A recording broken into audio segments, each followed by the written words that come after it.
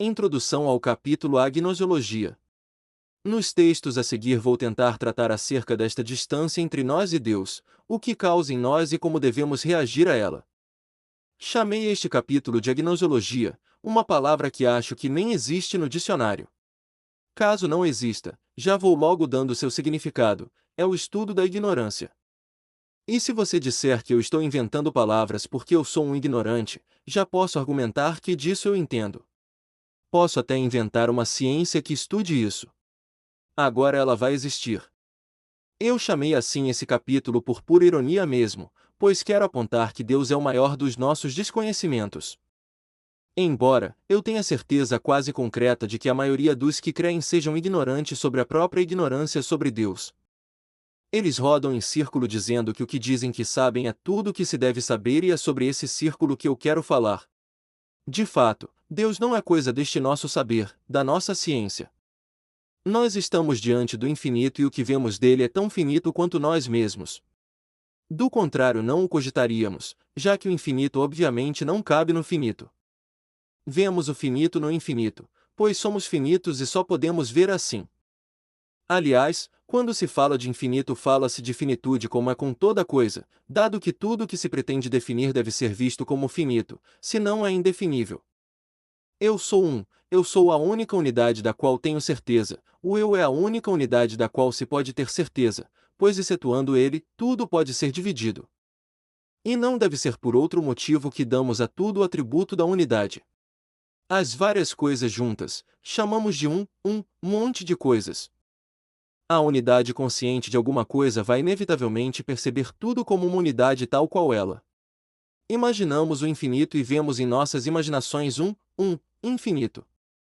Sabemos do infinito porque esta finita manifestação parece se estruturar em alguma coisa além da finitude, no seu tempo, Cristo com todos os milagres e agora o Espírito Santo de Deus na Igreja com todas as suas obras magníficas.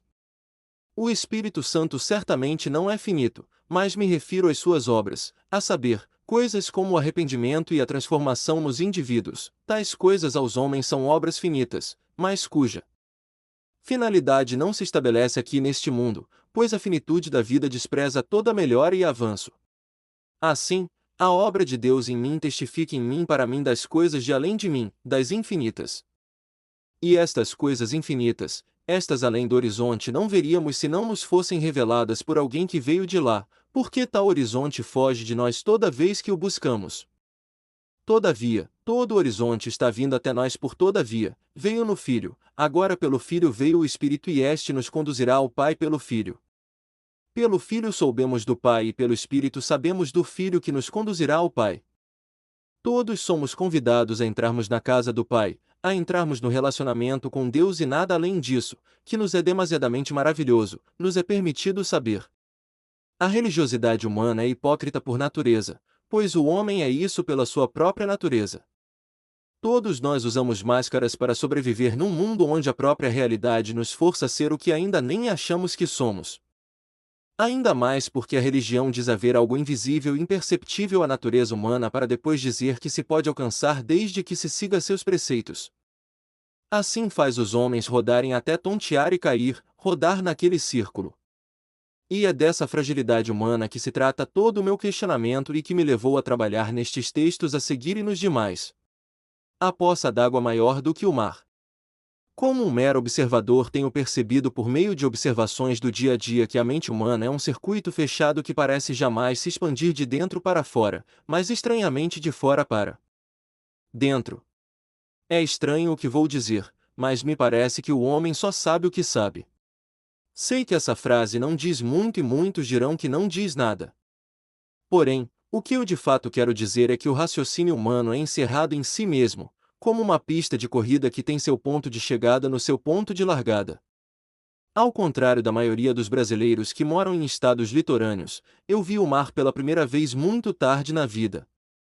Maravilhado com sensações que fotografias e a televisão não puderam me passar, ao pôr os pés naquelas águas terrivelmente geladas, senti o mesmo impulso que sentia quando à beira do Muriaé, lá em Itaperuna, onde nasci, cresci e vivo ainda quando escrevo isso. O impulso era o de mergulhar e enfiar a cabeça naquela água. Quando cedi ao impulso e mergulhei a cabeça, rapidamente me levantei assustado, com os olhos ardendo, nariz irritado e a boca extremamente salgada. Aí eu percebi que a água do mar não é tão salgada quanto é doce a água de um rio. Estranho isso, mas nunca passou pela minha cabeça que fosse daquela maneira.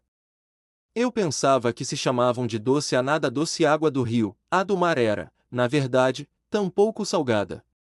Naquele dia eu percebi que dizemos que a água do rio é doce porque a do mar é salgada. Como não pensei nisso?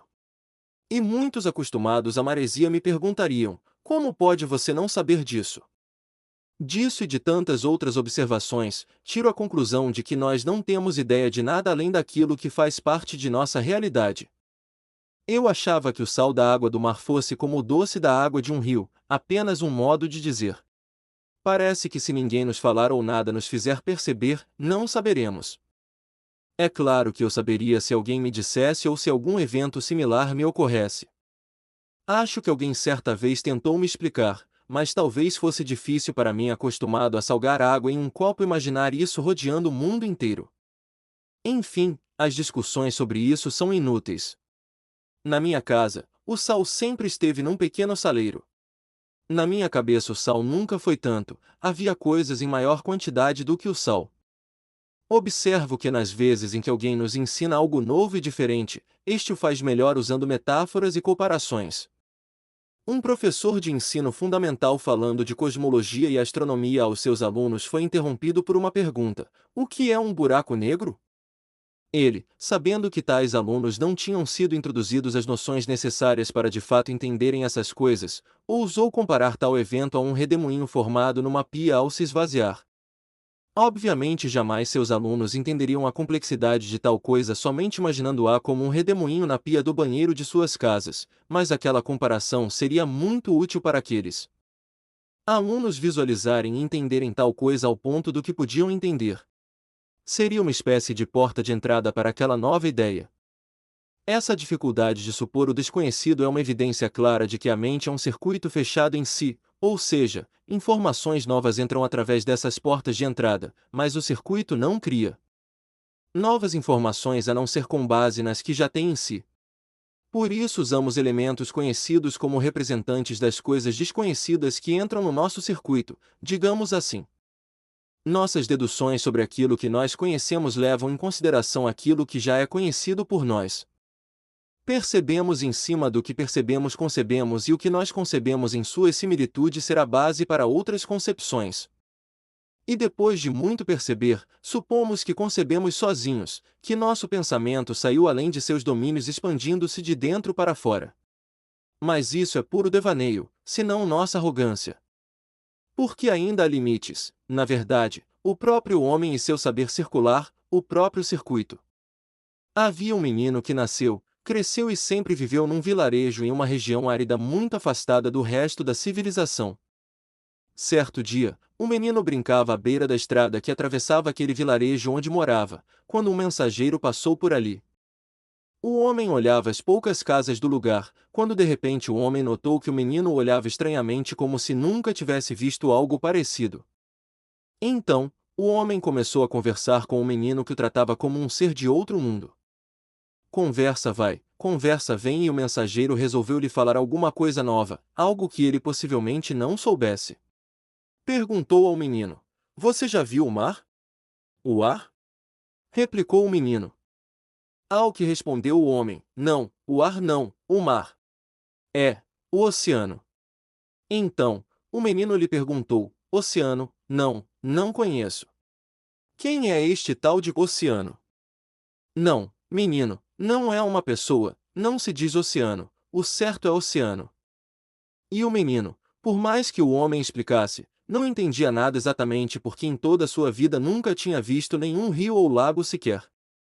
O homem se pôs a explicar do jeito mais simples possível, dizendo: o oceano é tanta água, mas tanta água que não se pode ver nem seu fundo, nem o outro lado, a outra beirada. O garoto pensou e depois de muito pensar respondeu que sim, que entendeu o que o homem estava dizendo, que sabia o que era o mar. Ele disse: Ah, já sei o que é o mar. O mensageiro saiu satisfeito achando que fez o menino entender o que era o mar e o menino satisfeito achando que sabia o que era o mar. Passando por um amiguinho seu que também sempre viverá naquela região árida, o menino pôs-se a contar a novidade. Quando ouviu, o outro menino riu-se dele, dizendo: Como é que é? Ouça, o quê? Ah, isso não existe, aquele homem o enganou. Não existe uma coisa tão grande assim, não pode haver tanta água num lugar só. Essa coisa de mar é uma mentira. O primeiro garoto fica parado tentando entender por que seu amiguinho não consegue acreditar nele. Aí, ele teve uma ideia para explicar o que é o mar e diz: Mar é que nem uma poça d'água, só que grande, gigante. Aí é que o amiguinho que parece conhecer o mundo inteiro sem nunca ter saído daquele vilarejo começa a caçoar mais ainda, dizendo: Ah, não. Você disse o quê? Poça gigante? Todo mundo sabe que toda poça d'água é pequena. O outro menino atordoado com a descrença de seu amiguinho sabichão, responde: Ah, que seja, foi o que ele me disse, só isso, oceano é oceano, mar é mar. Um menino que sempre viveu cercado de aridez por todos os lados, ao ouvir falar da imensidão do oceano, não pôde imaginar nada além de alguma coisa um pouco maior e não tão diferente daquela poça d'água que uma vez se formara numa chuva típica nos fundos do quintal de sua casa. Assim somos nós com nossas metáforas, comparações e exemplificações. O menino jamais imaginaria o mar e se imaginasse não seria igual ao real. A verdade elucida a si mesma. Uma parede branca é facilmente descrita, mas uma parede branca com várias formas geométricas multicoloridas pintadas em posições diversas terá sua descrição bem difícil para que quem ouça entenda a sua realidade. Portanto, quanto mais complexa é a coisa aos olhos de quem a viu, mais difícil é a sua descrição a quem não a viu. Se um detalhe faltar, a descrição não será perfeita e distante estará a ideia da realidade. Mas a descrição perfeita? Quem descreve só fala daquilo que lhe chama a atenção, aquilo que de alguma forma seja importante para ele. Posso dizer que ele só fala o que é dele. Cada indivíduo parece viver num mundo só seu e é deste mundo que fala sempre que fala. Cada um tem sua versão, sua definição, da realidade. A mente humana cria padrões, as palavras, para simplificar a descrição. Já pensou se tivéssemos que explicar o que é uma parede toda vez em que fossemos falar sobre isso? A palavra é a simplificação da verdade. A suposição de que o outro com quem eu estou falando sabe o que é uma parede, isto é, que ele fala minha língua ou compreende meu linguajar e já tenha conhecido uma parede antes, me leva a chamar. Assim, a construção plana erguida em alvenaria verticalmente ao ângulo de 90 graus até a altura de 3 metros. Ou seja, a suposição de que o outro sabe o que é uma parede para mim me leva a usar tal simplificação da realidade. A palavra é a simplificação da realidade. Sendo assim, é o esvaziamento da infinidade da verdade para ser compreendida naquilo em que pode ser compreendida. Quando digo que a verdade elucida a si mesma, revela-se sozinha, é porque o menino jamais conseguirá desviar-se da poça d'água para imaginar a realidade do mar. Só vendo mesmo que ele saberá o que é de fato o mar para quem já o tenha visto. Mas, o fato de você já ter visto o mar não quer dizer que você saiba o que ele é. Mas, significa que você sabe o que ele é na cabeça de quem também o tenha visto. Significa mesmo? Enfim, deixarei essa questão do que ocorre nas diferentes cabeças mais para frente. Gostaria de dizer que trato as palavras verdade e realidade como sinônimos. Assim como também interpreto a palavra verdade no texto bíblico em alguns casos, principalmente no Antigo Testamento da mesma forma. Quando se diz lá que Deus é a verdade, Jeremias 10:10, estaria dizendo, de acordo com o que creio, que se há Deus como se revela lá, certamente nossa realidade não é realidade de fato, não tanto quanto pensamos em nossas fabulosas mentes, mas ele sim. A informação emanada da verdade é uma versão reduzida da verdade. É a verdade do tamanho que se possa receber. A linguagem é a simplificação da possível infinidade de tudo para adequá-la à finitude de nosso raciocínio. A verdade é inegável, mas sua versão reduzida é passível de ser desmentida. O menino poderá, por nunca ter visto, duvidar que exista tão grande poça d'água. Assim como certo discípulo não entendeu quem e o que era Jesus de Nazaré, e disse: Mostra-nos o Pai e nos basta. A resposta do Divino Mestre é: Quem vê a mim, vê o Pai. Jô 14, 9. Toda palavra, de Deus ou a dos homens, vai requerer de nós fé até que vejamos a verdade como ela é. Deus é a verdade como dele mesmo está escrito e já disse, e Jesus, o Verbo, palavra, sua informação criadora do mundo. Esta clausura da nossa razão está presente tanto em nossa relação com as coisas fora de nós, a realidade física ao redor, quanto em nossos relacionamentos pessoais. Nós nos relacionamos com as pessoas fazendo introspecções em nós mesmos e aquela frase logo sai: se eu faço, por que ele não faria? Não sabemos de fato a realidade do outro, então simplificamos com a nossa. Ninguém julga ninguém se não julgar a si mesmo. Ninguém é juiz perfeito. O juízo que fazemos dos outros é uma observação do que está fora acrescida de uma lembrança do que está dentro de nós. Olha-se o sujeito e o trejeito e acha familiar. Isso porque é seu, de alguma forma. Sei ou desconfio quando alguém está mentindo porque sei o que eu faço quando estou mentindo. Na verdade, não sei, só desconfio. É bom lembrar que esse raciocínio do homem pode acabar em conclusões enganosas. O homem achou que acharia vida na Lua só porque há vida na Terra. Achou haver vida em Marte, porque de longe Marte parece ser Terra como a Terra. O homem facilmente se perde tentando comparar outras realidades à sua, o outro a si. Mas, há como fugir disso? Um piscar de olhos quando ele fala na verdade nem sempre será como um piscar de olhos quando eu minto. Não posso sair por aí deduzindo que todo mundo mente quando fala piscando como quando eu minto. Aliás, essa coisa de piscar os olhos pode ser constrangedora. Já conheci alguém que aprendeu desde cedo que uma piscadinha pode ser uma cantada, um flerte, e acabou por se meter em confusão por causa de tiques nervosos. Enfim, todo mundo leva em conta suas reações e relações para buscar entender as dos outros, mesmo correndo riscos. Falando desta coisa, da aquisição de novas informações e da forma como lidamos com elas, acabei por conceber 3 palavras. Confesso que não me sinto nem um pouco à vontade ao falar destas coisas, não me sinto dentro de minha área propriamente. Mas a que área eu pertenço mesmo? Não pertencer sempre foi uma realidade para mim, mas não vou me conformar com esse mundo. Essas 3 palavras, que me vieram à mente durante as observações que fiz, foram parábola, paradoxo e pleonasmo. Mesmo antes de conceber estas ideias, estes termos já me intrigavam.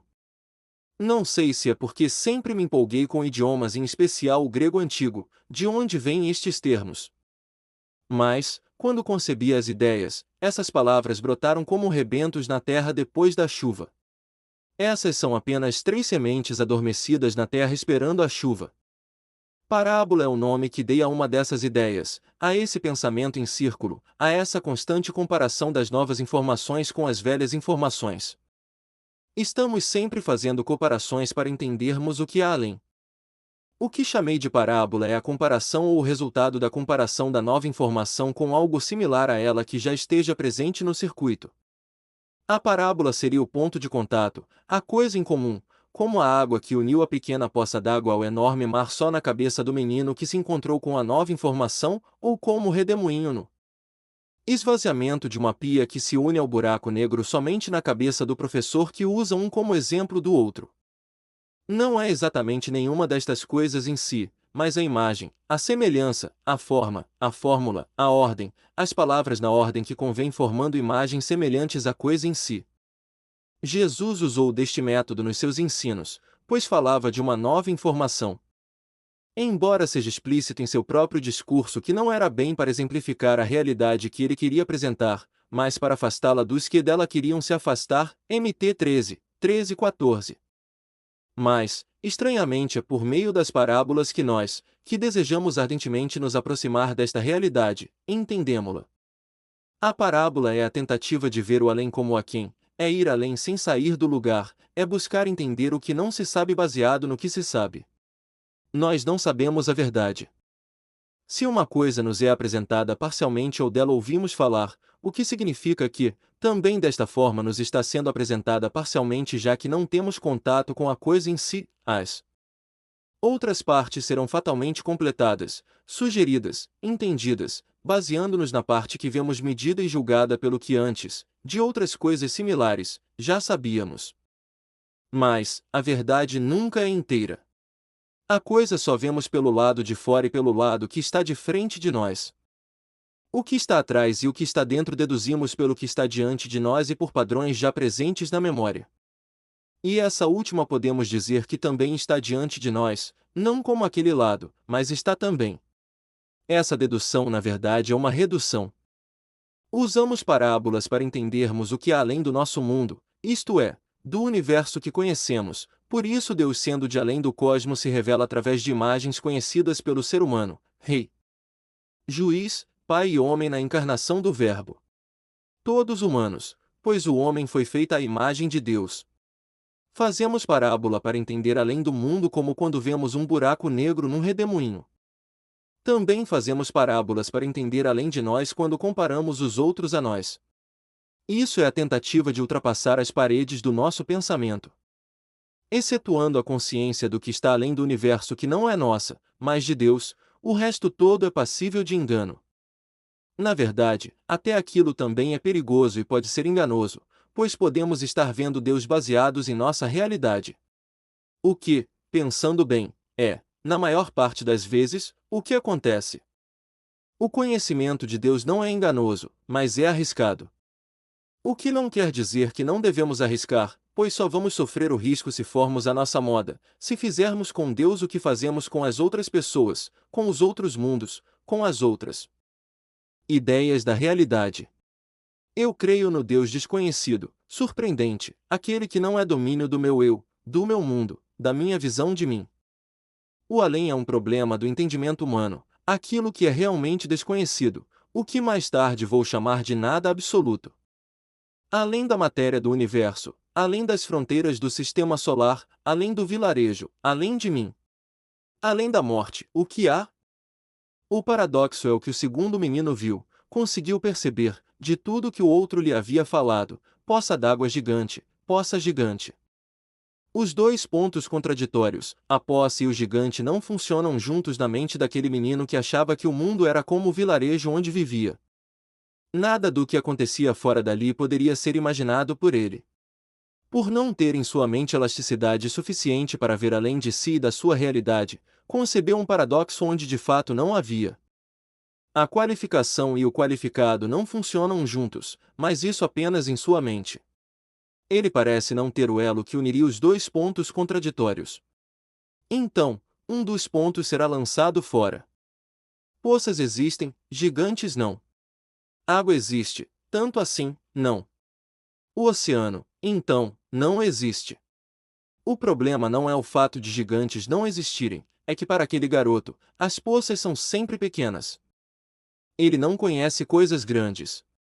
Esse empurrão para fora que se dá na parte que não faz sentido como que querendo impor a que faz é o que chamei de pleonasmo. O entendimento do menino sobre poças é que poças já por definição são sempre pequenas.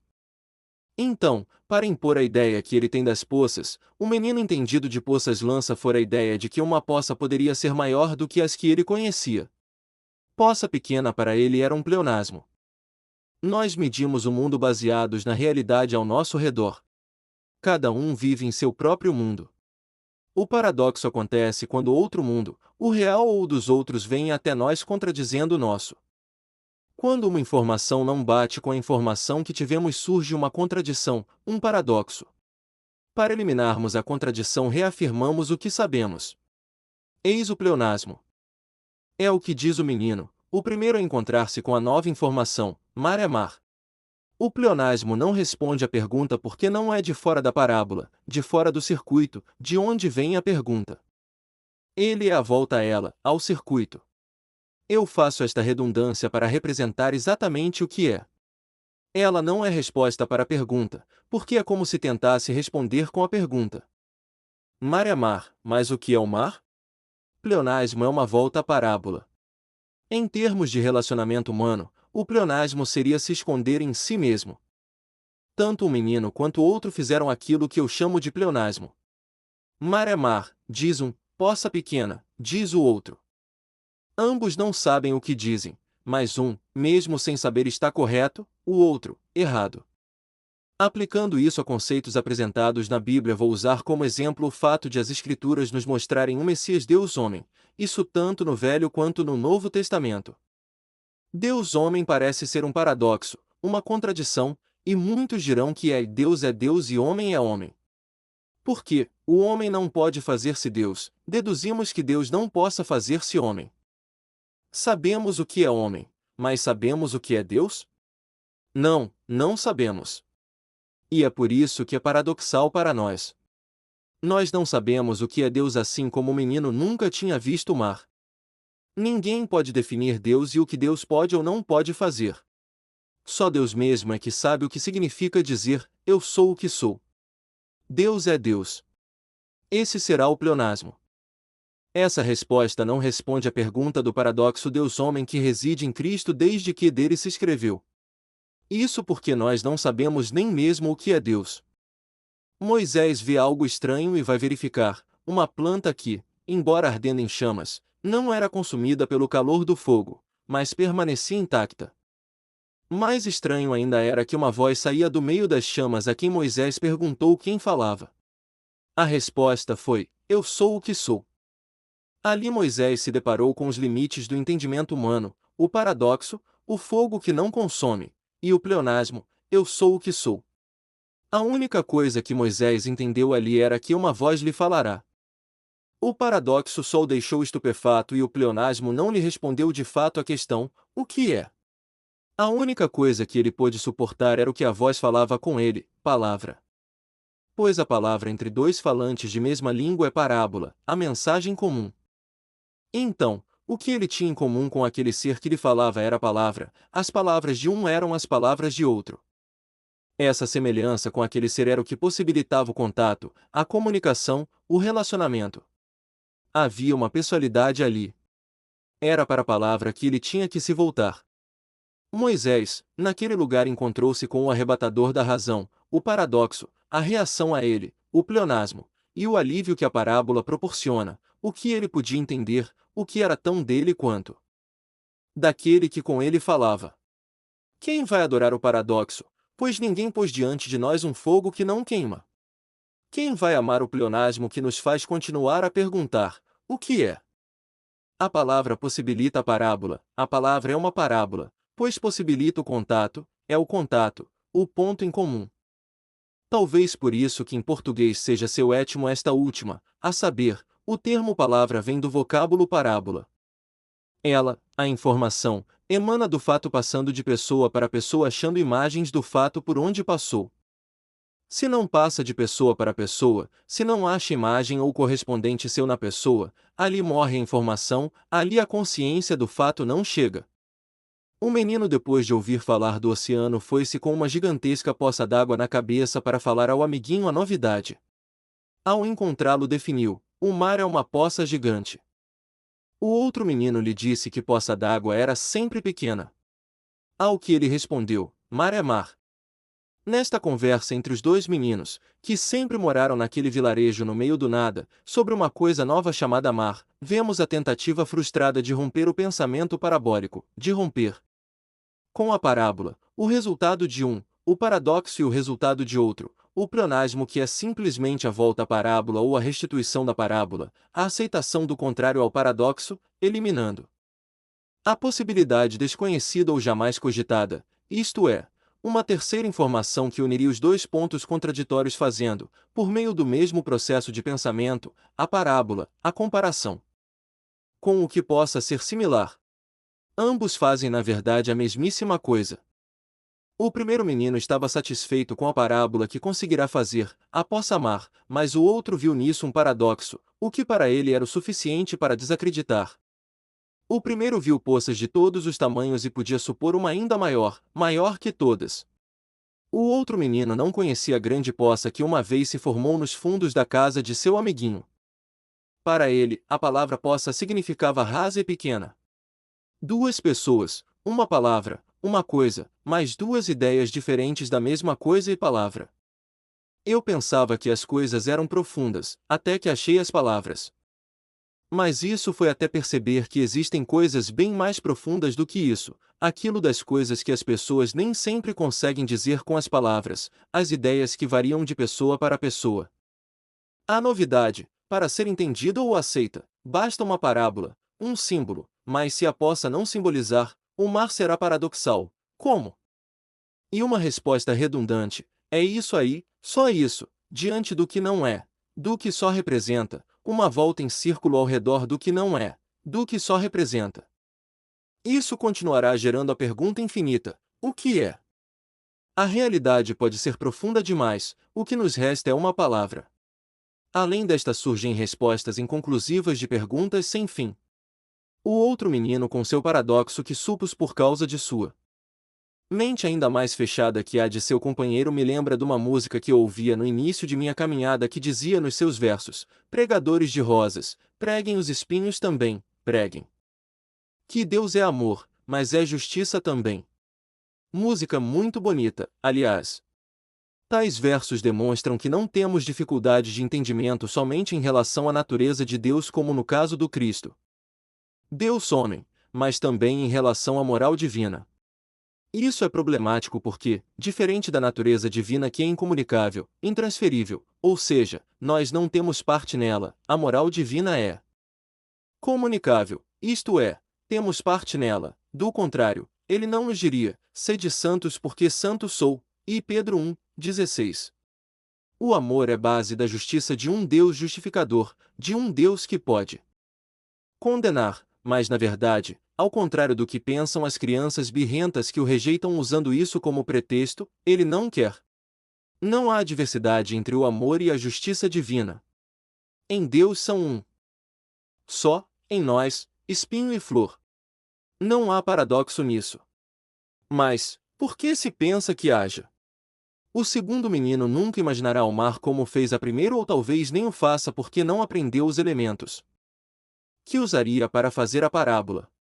A resposta do primeiro menino ao paradoxo levantado pelo seu amiguinho, o que eu tenho chamado de pleonasmo, mar é mar, é porque ele não achou dentro da sua experiência um paralelo melhor para o mar, ou melhor, para tanta água sem fim e sem fundo do que a imagem daquela poça típica aumentada muitas vezes de tamanho. Se ele se ativer à grande poça que conhece, que lhe dá a possibilidade de imaginar que haja todos os tamanhos de poças sem limites, ele não terá dificuldade de continuar acreditando na existência do oceano, embora a poça não prove de fato, a existência tão grande e tão profunda. O paradoxo daquele garoto não prova a inexistência do mar, nem o pleonasmo do outro, a existência para ele mesmo. Para desejar um dia ver o mar, aquele menino terá que se ater ao que ele sabe, a poça mar. Nós, se desejarmos ver Deus, devemos nos ater a Jesus, o Deus homem. Ele não disse: quem me vê a mim vê o Pai.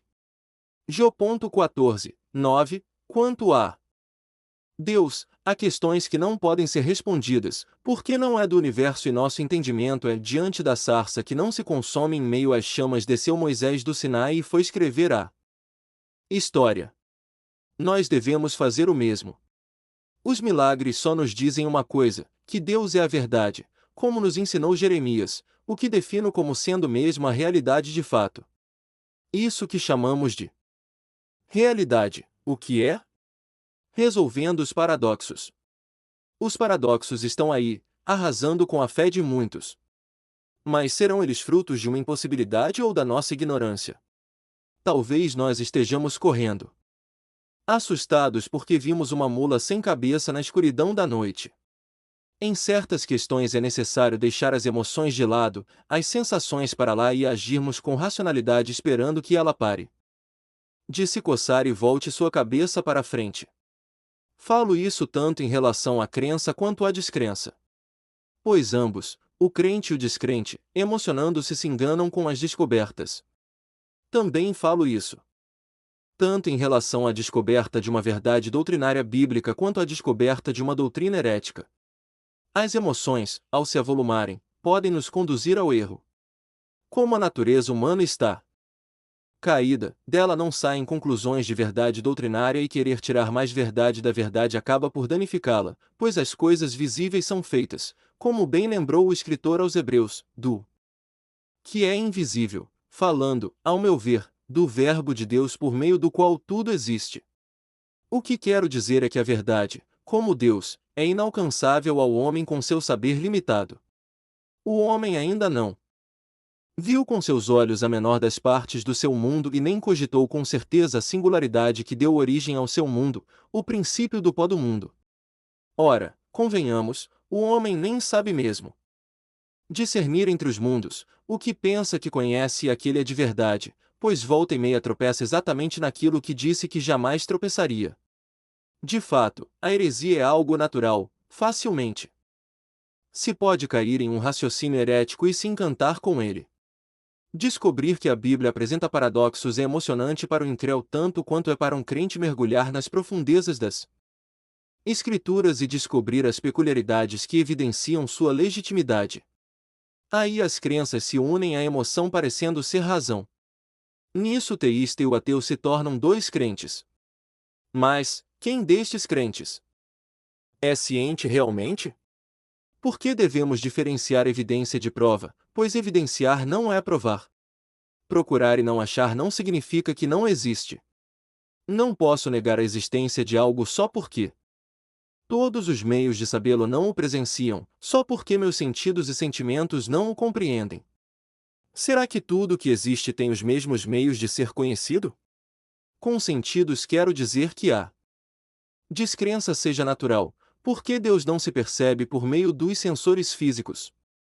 E nisso a razão humana se torna falível por ser circular, parabólica.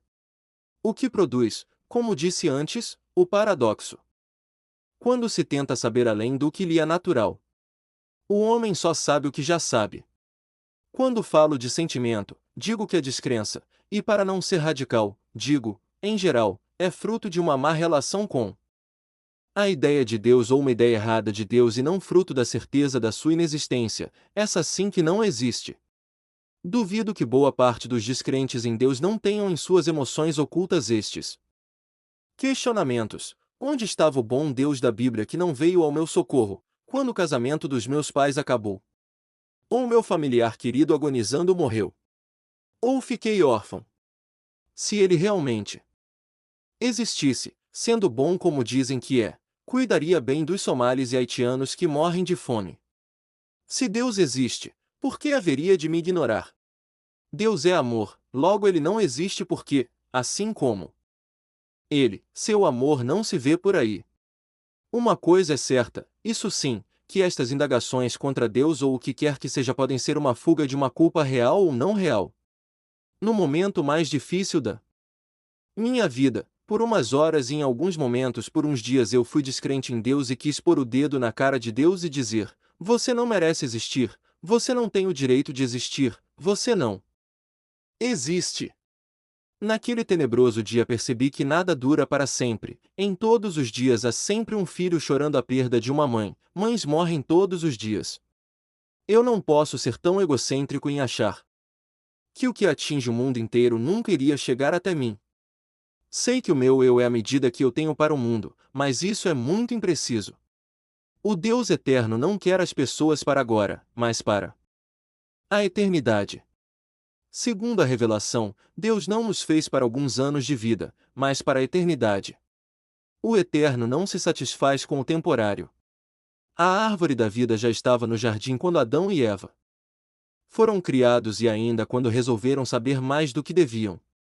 De fato, a razão do nosso ser é maior que o nosso ser.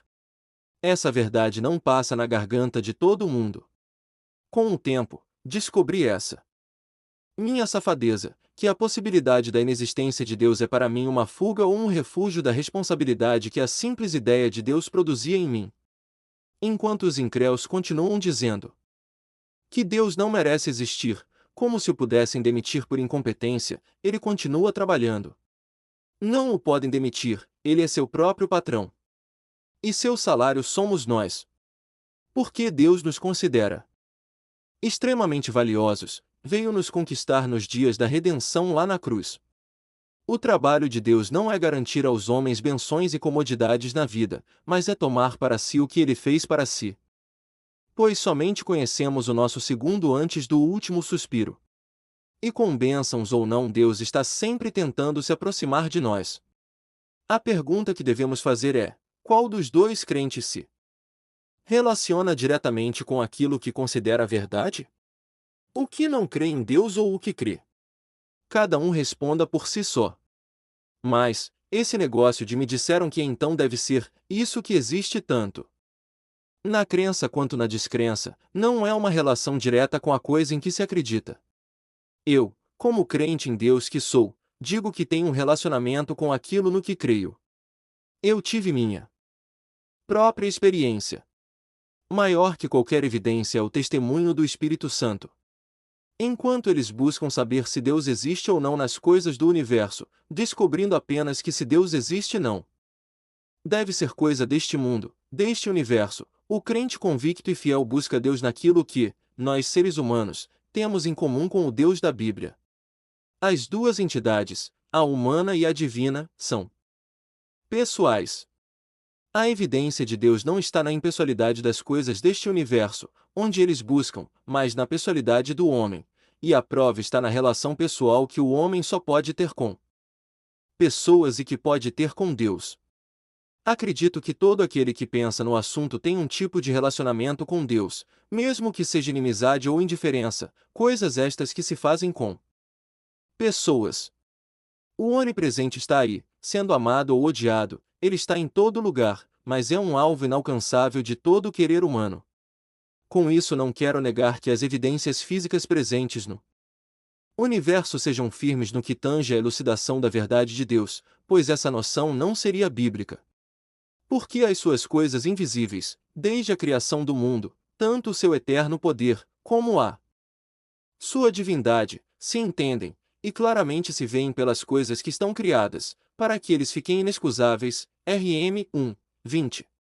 E tem deixado muita gente por aí indesculpável, pois o homem não sabe tudo sobre seu próprio mundo e muito do que ele sabe é dedução a partir do que ele já sabe. Mas o fato de ele não saber é que causa as surpresas que tanto assombraram sua ciência ao longo das descobertas dela. Mas isso, embora seja de grande importância, não me interessa para fins deste estudo. O que me interessa mesmo é a relação do indivíduo com a verdade do Deus pessoal da Bíblia. O universo e todas as suas coisas não são para mim, isso é assunto para quem entende, já eu não entendo mais do que isso que tenho escrito. O relacionamento pessoal com Deus ocorre por meio de sua palavra administrada em nós pelo Espírito Santo. Só assim conhecemos Deus, só assim a Bíblia faz sentido, e isso não entendemos, não é coisa para mim neste estudo. Nós damos valor só depois que perdemos, é sempre assim. Por isso, quem sabe, que nós começamos a vida sem Deus, perdendo Deus. O resto da vida é somente uma tentativa de filhos birrentos de chamar a atenção do Pai. O problema é que Deus tem fama de Pai de todo mundo, mas não é isso que se diz nas Escrituras onde ele se revela.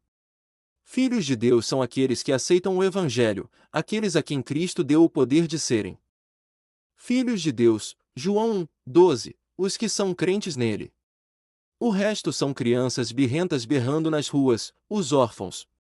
Uma pessoa que tem uma casa que acolhe menores abandonados disse uma vez que é muito difícil convencer um deles de que é melhor ir para um abrigo do que ficar na rua. Eles se sentem rejeitados e acham que a rejeição vai se repetir, ou seja, por terem sido rejeitados acabam por rejeitar até qualquer ajuda. O problema do que não crê é que na hora do desespero não adianta fazer birra, não há pai. E mesmo que haja, Deus não é um pai que reage à birra, ele não mima ninguém. Ele repreende os que ama. Todos seremos repreendidos, porque fé é uma coisinha que se faz com a mente. Mas é estranho mesmo assim, pois está tão perto do coração da criança chamar quem o quer adotar de pai, mas, ao mesmo tempo, tão longe. Deus é uma escolha, não há pai se você não quiser. Palavra dura. Por isso que o meu ateísmo durou somente algumas horas. Acabou quando eu percebi que o que me Mantinha em pé era o abraço do papai. Então, parei de me espernear, é necessário ser quebrantado para que o papai nos ouça, pois é perigoso mimar filhos malcriados. Qual é o medo? Medo de abaixar a guarda e ser dominado por espertalhões? Eu concordo que dos homens pode-se ter esse tipo de temor. Mas todos podem vir nos ferir assim, você não está a salvo dos homens. Não temais os que matam o corpo e não podem matar a alma, temei antes aquele que pode fazer perecer no inferno a alma e o corpo. Mateus 10, 28. Ah, qual é? Você vai morrer mesmo.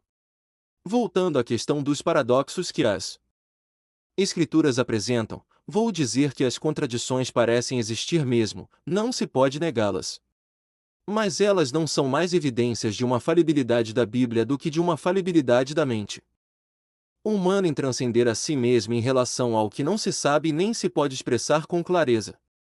Pois se o raciocínio humano é inferior às realidades divinas, certamente a linguagem humana não expressa com clareza e certeza as intenções altíssimas. Não se diz lá na Bíblia que os caminhos de Deus são mais altos que os nossos, Isaías 55, 9? Os paradoxos, baseado no que tenho tratado, não desmerecem a argumentação da infalibilidade ou inerrância das Escrituras, pois elas sem a iluminação do Espírito Santo são apenas um livro que deveria ser respeitado por ser um mimo de família ou um livro antigo, ou até mesmo desprezado e em quase todo caso são porque nem em toda casa habita tal Espírito. Porém, definir quando o Espírito fala é uma questão pessoal do próprio indivíduo. Mas não estamos lá para dizer o que quer que seja de alguém que escreveu alguma coisa diferente de alguém que escreveu sobre a mesma coisa. Se o Deus de quem é dito que não se arrepende, se arrepende. Por exemplo, sou levado a crer que o paradoxo não está nele, mas na linguagem que o tenta definir, que sempre na questão de Deus e sua relação paradoxal com o universo precisa do auxílio do Espírito Santo, do próprio Deus. As Escrituras e o Deus que elas apresentam não têm problema nenhum, o problema está em nós, em nosso raciocínio encerrado em si mesmo que limita, obviamente, nossa linguagem. Moisés tem uma visão, um paradoxo. Um arbusto que pega fogo, mas o fogo não pega nele, Êxodo 3, 2. O paradoxo, penso eu, é o nosso limite e o Espírito Santo é quem nos permite ir além dele. Ó, paradoxo no contexto do que estou trabalhando, é causado por uma informação de fora do nosso circuito de pensamento que cruza a pista embolando todas as informações que até então fluíam bem. Devemos deixar que o Senhor Deus nos ensine a vencer as limitações e então veremos que não há contradição real, o que há é a ignorância sobre aquilo além de nossa realidade. O que há de fato é a ausência em nós de informações complementares para a conclusão do entendimento. Encarar o paradoxo como conclusão do assunto e não como um abismo entre o indivíduo e a conclusão só leva, a meu ver, a duas ideias, a saber, a incredulidade ou a heresia. Ambas são heresias e ambas são incredulidade se pensarmos bem. Da primeira já tratamos, mas aí vai a segunda, toda heresia, ou boa parte delas, vem da tentativa de achar conclusão no paradoxo. Ele não é conclusão, é só um limite, creio eu temporário sempre. A única conclusão que se pode tirar do paradoxo, que uma mente humana disso poderia tirar, é somente que dentro deste universo isso não existe ou não faz sentido. Do paradoxo entre transcendência e imanência surgiu um Deus tão distante ou um Deus tão do universo que já nem se parece mais com o da Bíblia que é de fora do cosmo. Da dificuldade de se entende a igualdade das naturezas divina e humana em Jesus veio o Cristo totalmente espiritual dos gnósticos ou pares e o não divino dos unitaristas. Da contradição entre a trindade de pessoas divinas apresentada na distinção que no texto sagrado elas mesmas fazem e a unidade da natureza de Deus nasceu aquele modalismo dos unicistas. E seu Deus ator canastrão que ora finge ser o Pai e outrora ser o Filho e depois o Espírito. A discutível contradição entre a soberania de Deus e o livre-arbítrio do ser humano causou em alguns a sensação de que talvez não haja livre-arbítrio já que a soberania não pode ser negada. Não que eu pense exatamente que o predestinismo seja uma heresia. A imutabilidade e a mobilidade de Deus eternamente juntas geram na mente de alguns um Deus impessoal ou quase isso, como no deísmo. Paradoxos existem na mente de quem não entende, de quem ainda está com os olhos fixos no abismo. Não que não existam paradoxos, mas a Bíblia fala de uma realidade além da nossa e nós achamos que sabemos, que podemos definir. As doutrinas erradas ao longo da história cristã são frutos de se tentar estabelecer morada em cima do abismo, negligenciando sua existência e aí entram em queda livre. Elas são frutos da queda de um cristianismo que se esqueceu de si, de onde começou, para onde sempre deve voltar, às escrituras que falam de coisas as quais não conseguimos entender. Negam a imanência em favor da transcendência, negam a divindade de Cristo em favor de sua humanidade ou qualquer coisa, já que a divindade é indefinível tornando, pelo menos em Cristo, a humanidade também indefinível, se pensarmos bem. Negam a trindade em favor da unicidade, o livre-arbítrio em favor da soberania, outra coisa que não conhecem, a mobilidade em favor da imutabilidade. Esses esquemas são sempre problemáticos, porque lhes fica faltando mais do que eles negam. Talvez sem estes paradoxos, Deus fique estranho demais, fique parecendo humanamente lógico demais, conhecível, só mais uma destas coisas que os homens criam para dizerem que é Deus, que alcançaram Deus, que tem Deus, tornando Deus um domínio deles para fazer na verdade de outros homens seus domínios e no final destas contas se sentirem satisfeitos consigo mesmos por conta daquilo que os outros, aqueles que foram convencidos, dirão deles. Essas ideias são apenas a anulação de uma das partes contraditórias do paradoxo a fim de negligenciar sua existência. Devemos voltar ao que em Deus se assemelha a nós, devemos voltar à parábola antes que caiamos no abismo. Porque depois que o indivíduo diz para todo mundo, de muitas maneiras, aquilo que ele pensa enfatizando e assegurando tanto sua nova crença, dificilmente depois que descobre seu erro ele voltará humildemente atrás, pois não temo em dizer que heresia seja fruto de falta de humildade em não querer aprender como todo mundo aprende. Eu sou professor de escola bíblica, eu sei por experiência que é assim que acontece. No final, acabamos por ouvir uma voz raivosa dizendo: "Você por acaso sabe tudo?" Ou, "Você se acha, não é?" Mas, como dizia, voltar à parábola é tentar colher dentro da nova informação que cruzou o nosso circuito aquilo que está em conformidade com o que temos no circuito. Todas as coisas de Deus e em Deus estão separadas de nós pela infinidade. Nós somos potentes, Deus infinitamente potente, onipotente.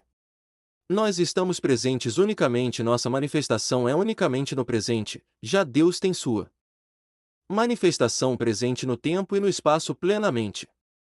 Nosso saber é progressivo e finito, o de Deus é permanente.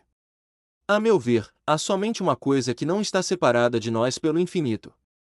É o que nos possibilita ter com Deus oração, comunhão, enfim coisas que chamaríamos de relacionamento, é o que nós somos e Ele é, a saber, pessoas.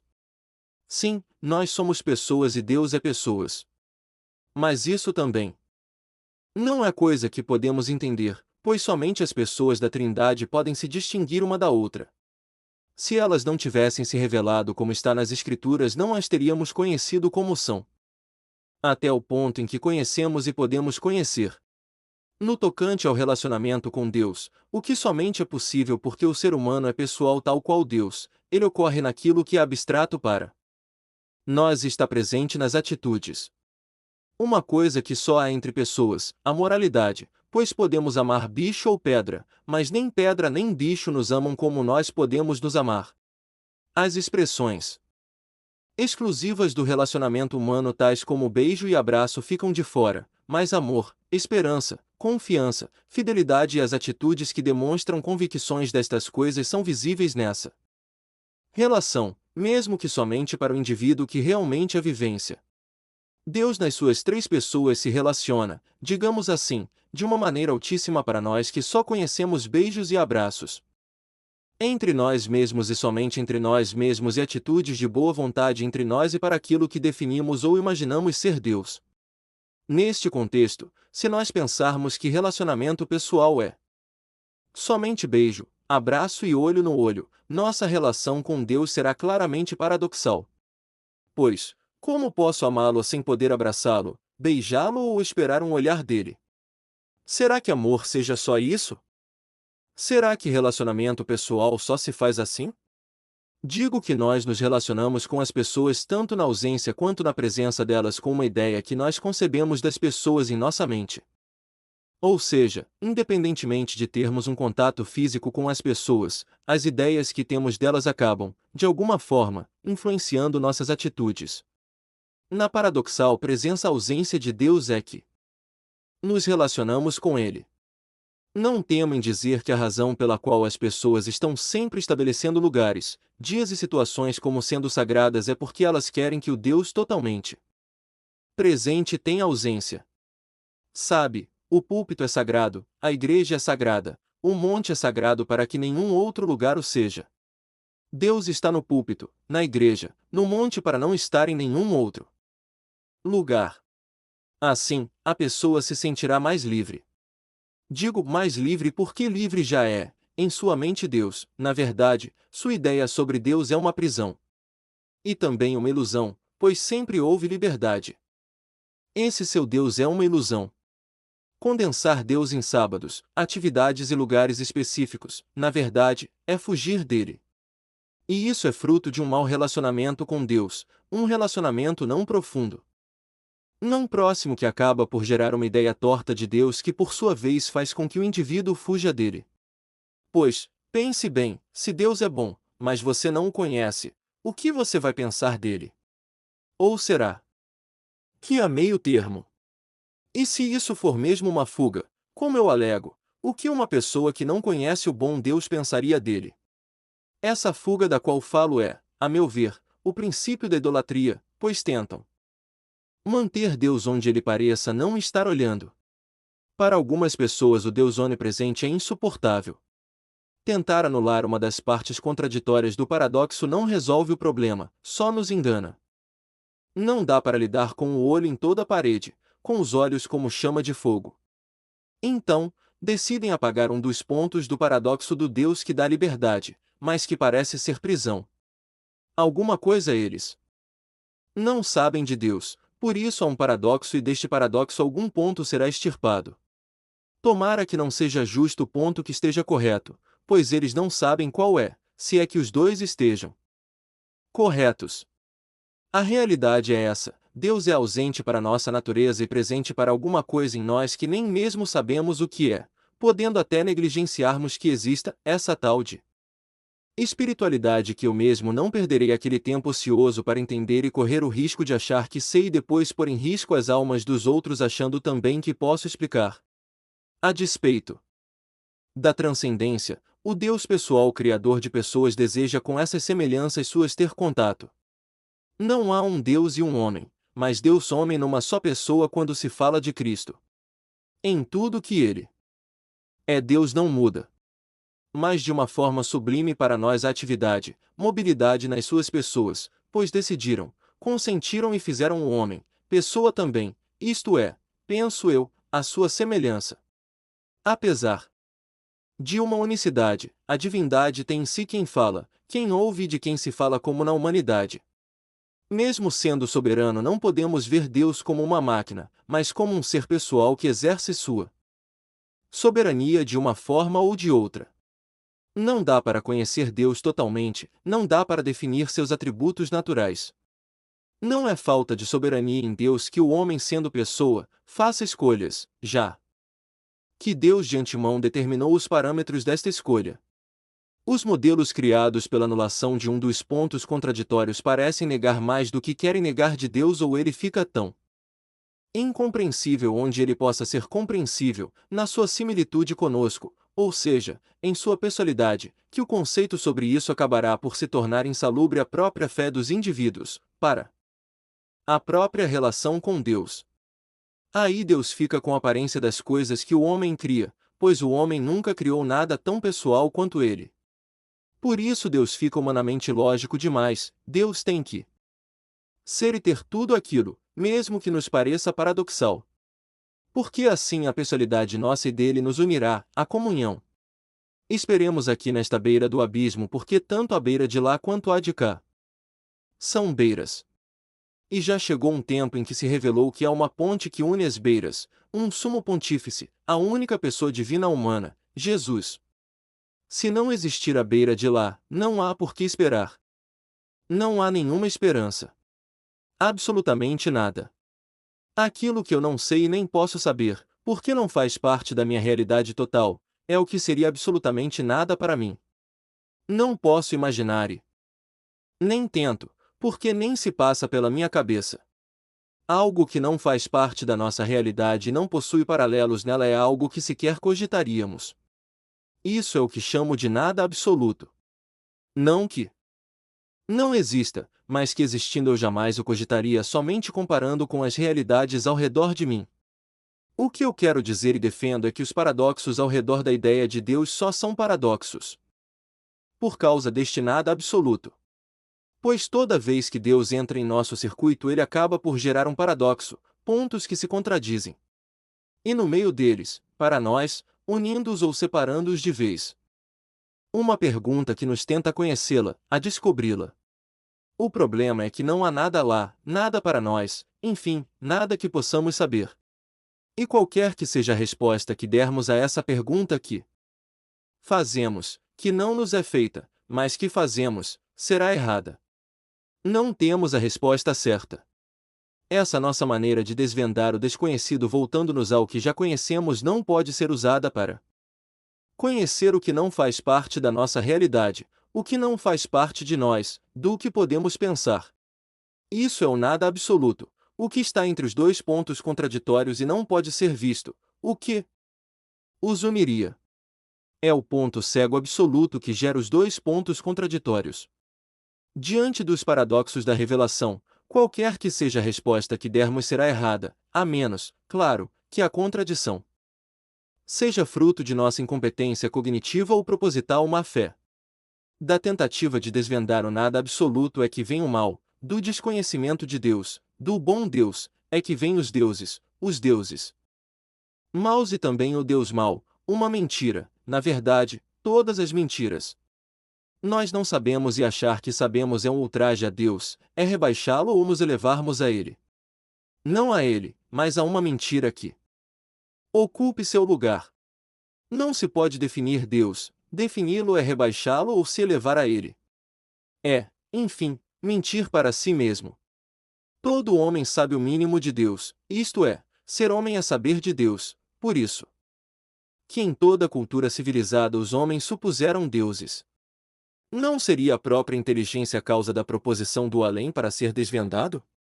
Pelo que se vê, com raríssimas exceções, a humanidade é fadada a imaginar a divindade de alguma forma. O mínimo é arriscado se nos estacionarmos nele e o máximo é ilusório e igualmente destrutivo se nos estacionarmos nele. Saber de Deus nunca é saber. Tudo porque diante de nós sempre vai haver o nada absoluto, o ponto cego absoluto, gerando gêmeos absurdos, os pontos contraditórios. O liame que faz os lados opostos pertencerem ao todo não é coisa para nós. Sempre sabemos o que são os dois pontos contraditórios, mas o ponto cego põe-nos diante da escolha, crer ou não crer. Definir pelo que está diante de mim ou aceitar que não há nada diante de mim que me possa responder. Os pontos contraditórios nos revelam o oculto, que há algo e este o nada absoluto. Este último nos dá a escolha ilusoriamente múltipla, porque parece haver muitas possibilidades para o que estaria lá. Isso é ilusório, porque está entre o aceitar qualquer uma das muitas possibilidades propostas pela nossa realidade, pontos de vista, e o aceitar a nulidade de nossa cognição em relação a isso. Só há na verdade duas opções. Mas sempre nos lembremos que a mentira possui muitas possibilidades, mas a verdade é uma só.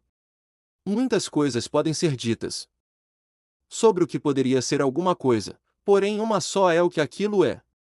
Quem definiu que a coisa é assim, que é esse seu nome e importância? Nós assim definimos, nós lhe demos nome e importância, para nós. Agora fazemos outra pergunta, pois a coisa continua sem nós, sem nome e sem a nossa importância.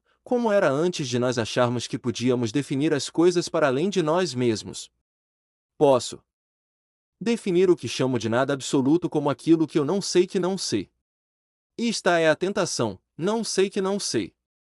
Eu não sei tudo sobre Deus, mas não sei que não sei. Por isso, vejo que sou fadado ao erro. A menos que eu me anule, eu me renuncie. A menos que eu negue o ponto de vista, eu mesmo. Pois assim nos encaminha o sábio Salomão: confia no Senhor de todo o teu coração e não te estribes no teu próprio entendimento. PV 3, 5. Não sou Deus, não tenho como saber o que é Deus, exceto se eu achar que sou. Porque só Deus se define, só Deus sabe o que é Deus, o que é ser Deus. Eu não sei o que é onisciência, eu não sei o que é saber tudo, eu não sei o que é tudo. Se eu soubesse o que é tudo, seria onisciente, seria Deus. Sou deste mundo, é somente isso que eu sei. Acho que qualquer coisa que eu saiba de Deus é deste mundo, do cosmo. O Criador, quando fez seres fora de si, porque em si não poderia fazer uma vez que é perfeito e não muda, fez seres menores que ele. Exatamente por serem fora dele e portanto diferentes dele, e que não o conhecem totalmente. Então, fez seres ignorantes sobre ele. Seres que reagem ao nada absoluto, ao que não sabem. Que só conhecem sua própria realidade não podendo entender outra tão distante e diferente da deles. Seres que podem confiar ou desconfiar, não querer saber ou querer saber mais ou achar que podem saber exatamente por desconhecê-lo. O desconhecimento de Deus é o fim do limite e o princípio do livre-arbítrio. De novo, agora ao constatar que de Deus não sei que não sei tudo o que ele é, me encontro com estas repetições de palavras. Sinto-me esbarrando novamente nas paredes do circuito do meu entendimento, nos limites do meu saber, nos limites da parábola. Ao reagir ao paradoxo sou forçado a fazer uso de seu contrário, o pleonasmo, sou lançado com violência de volta à parábola.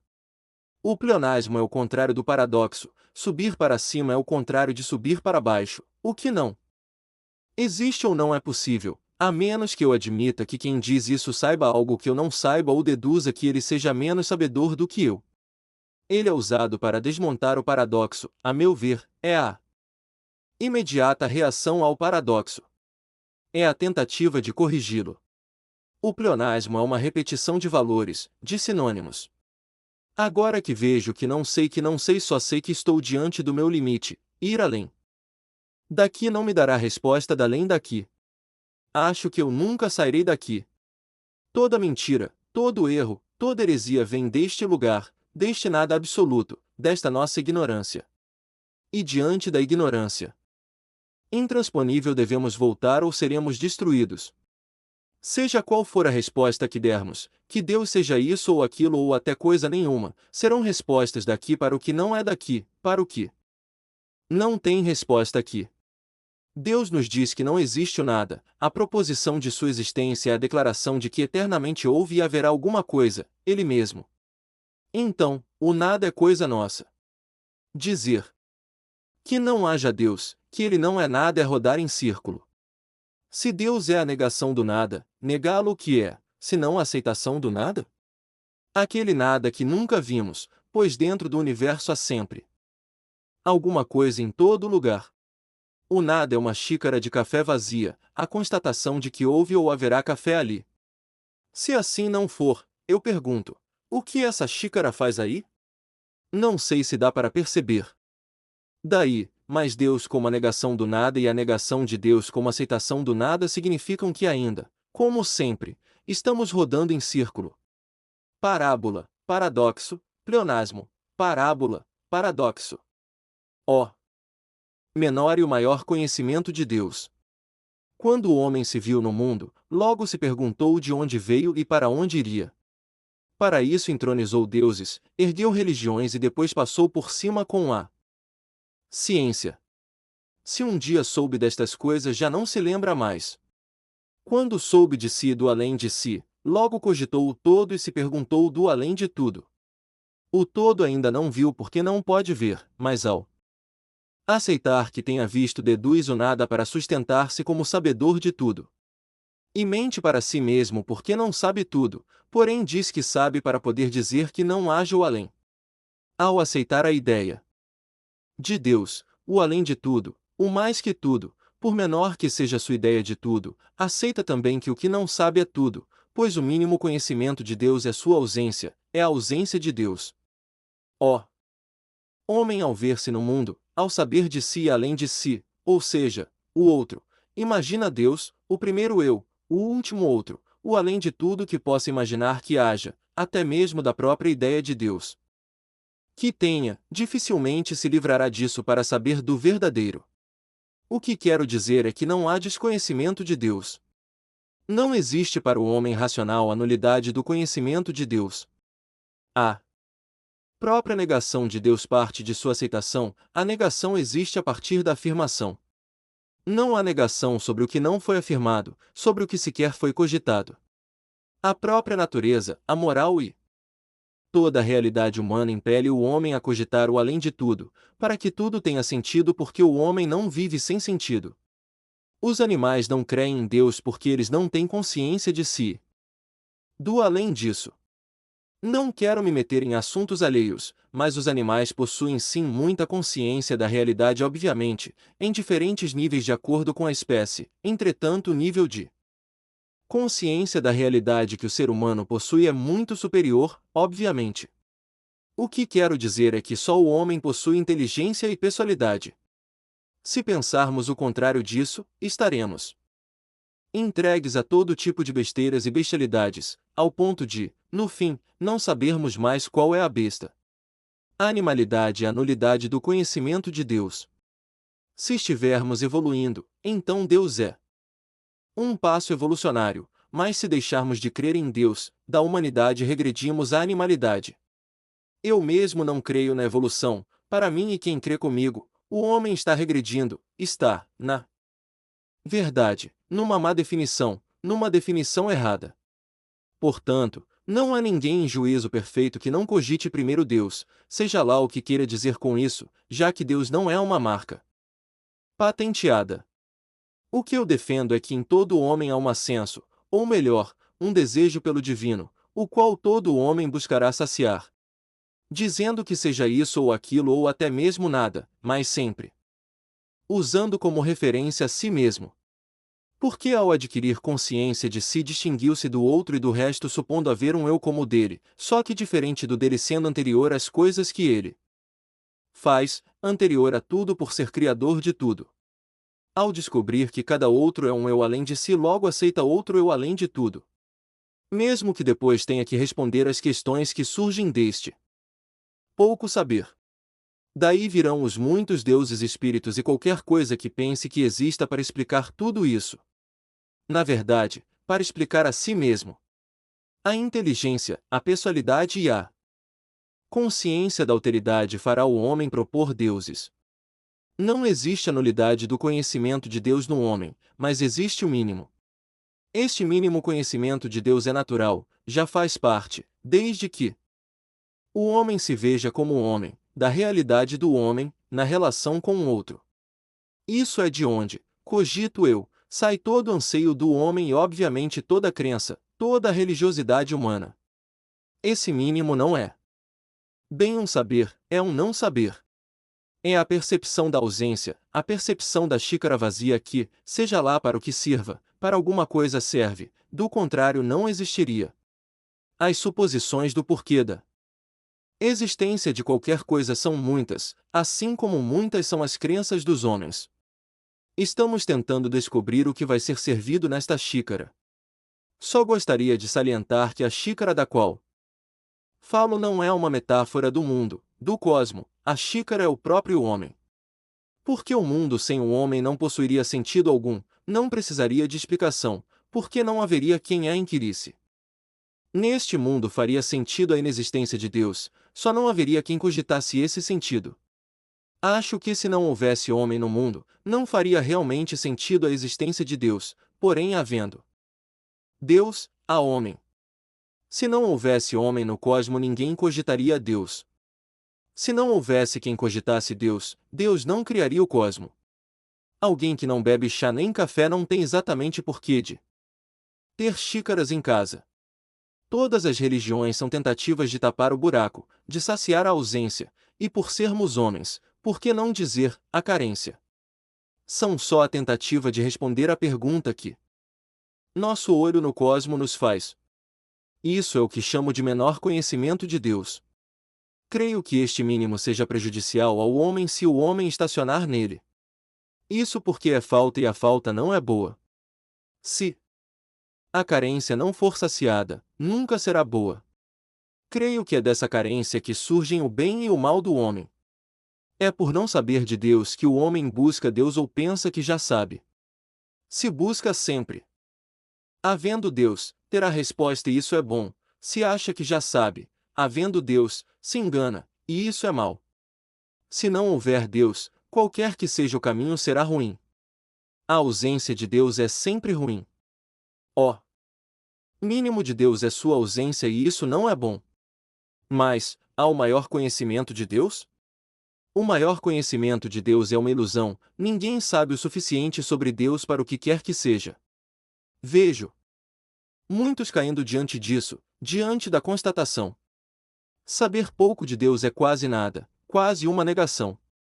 Saber muito de Deus é uma mentira. Ambos vão-se ao nada. Conheço algumas pessoas que, ao se depararem com os absurdos de Deus na vida, desistiram de Deus, acharam que sabiam tudo. E há aqueles que, por achar que sabiam tudo, pensaram também que dominaram tudo. Buscaram para dominá-lo, diante dos absurdos da vida, diante das angústias, diante das falências, das frustrações, o abandonaram. O conhecimento total de Deus só Deus tem. E, claro, nós não somos Deus. O conhecimento máximo é uma mentira para dominar Deus, ou melhor, a ideia de Deus, seja ela a frustração, o medo, a culpa, ou até mesmo uma mentira para subjugar os outros. O conhecimento é prejudicial quando se estagna nele. Quando é visto como máximo, porque é natural e a natureza está caída diante de Deus. E a total nulidade do conhecimento de Deus é o não pensar, o não raciocinar, mas o homem pensa. Conhecimento de Deus. Conhecimento total de Deus igual a divindade. Conhecimento máximo igual a ilusão. Conhecimento mínimo igual a humanidade. Conhecimento nulo igual a animalidade. Os dois pontos. Vou tentar abordar a questão de outra maneira que talvez seja mais clara em relação ao que falei e útil em relação ao que ainda vou falar. Tratarei disso indo de maneira oposta ao que fiz nos textos anteriores, pois ali lidei com a coisa de maneira a demonstrar que vemos às vezes algo como contraditório por não termos a informação completa, por não termos o conhecimento completo do assunto. Olhamos ao nosso redor e vemos muitas coisas, vemos tanto que podemos ignorar o que não vemos e pelo tanto que vemos certamente ignoraremos. Isso fazemos sempre e nem percebemos. Deduzimos sobre o que não vemos a partir do que vemos, o que vemos impera sobre o que não vemos. Eu vejo um edifício e atrás dele uma enorme colina. Tal edifício está bem na frente da colina ocultando o meio da colina e seu topo, me deixando ver somente as laterais. De um lado da edificação uma floresta densa sobe o morro, do outro lado, vemos muitas casas. Mas, o que há atrás do edifício? Mais casas ou mais florestas? O não sabermos faz com que nos baseemos no que sabemos. Se não tivéssemos visto as casas, certamente deduziríamos, sem muito pensar, que atrás do edifício aquela floresta se estenderia ainda mais. Da mesma forma, se não tivéssemos visto a floresta, diríamos também, sem muito pensar, que as casas cobrem o morro até o topo. No entanto, agora que vimos os dois lados, ficamos limitados ao não saber. Estávamos antes assim também, mas não cogitávamos, não sentíamos, agora somos limitados ao não saber. Aquele edifício e seu ponto cego nos declaram que nosso ponto de vista é falho, a vista não nos diz muito.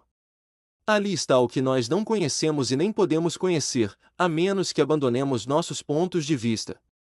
Estamos num ponto em que observamos o edifício e esse é o nosso ponto de vista e a parte que não vemos que está atrás do edifício é o nosso ponto cego.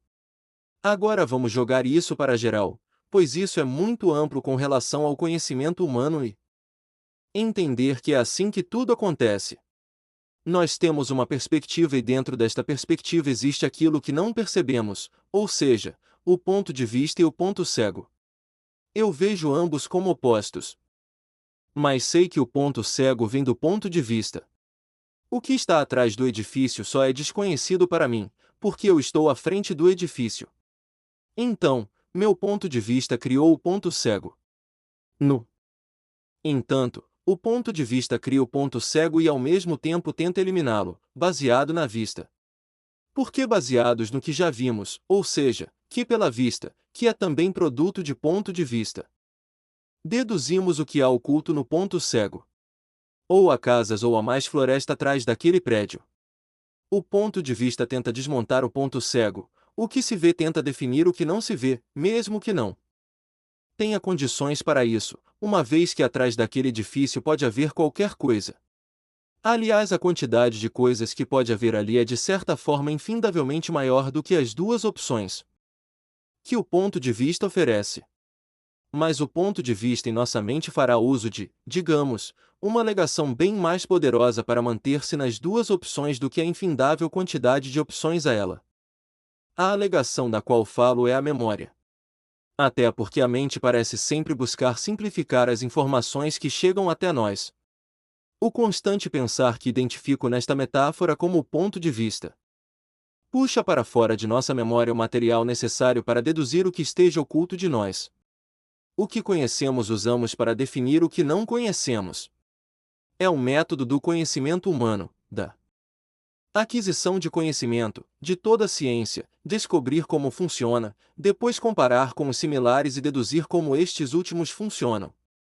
Experiências antigas se conectarão com o que está diante dos nossos olhos, e essa conexão será inserida no ponto cego, definindo. A partir daí o ponto cego será entendido como importante ou irrelevante. Baseado nisso posso deduzir que tanto o ponto cego quanto o que vai ser usado para desmontá-lo é consequência do ponto de vista, da vista que é escolhida pelo ponto de vista. Na verdade, o ponto de vista com sua vista particular tenta imperar, impor-se a tudo. Minha opinião costuma me impedir de avançar no meu conhecimento, impedir de saber mais. Isso mantém o desconhecido como desconhecido e ao mesmo tempo o ignora, tornando nada para mim aquilo que nos dá insegurança. O que se pensa saber de alguma coisa nos impedirá de sabermos mais, se fixarmos nisto que pensamos que sabemos, o ponto de vista e seu vício, a vista que lhe parece agregar valor, definindo. Se não sairmos do ponto de vista, não desvendaremos o ponto cego. Rodearemos em círculo, pelo que se vê ignora-se o que não se vê. E nós não saímos do lugar. Ó! Ponto cego nos força a voltar à vista. Mas isso é arriscado, pois às vezes, o que se pensa que se sabe de alguma coisa pode nos impedir de sabermos mais sobre essa coisa, pois essa sobreposição do ponto de vista ao ponto cego é perigosa, pode ser um engano. Para anexarmos isso tudo ao contexto do que se tratou até aqui, devemos entender que o ponto cego não é o paradoxo do qual tenho tratado. O paradoxo é o que não imaginamos acerca do ponto cego por estarmos fixados no ponto de vista. É o que estava atrás do prédio e nós nem imaginávamos, é o que vou reputar como nada absoluto para o conhecimento humano. E é assim porque fomos levados pela vista do ponto de vista a não imaginar.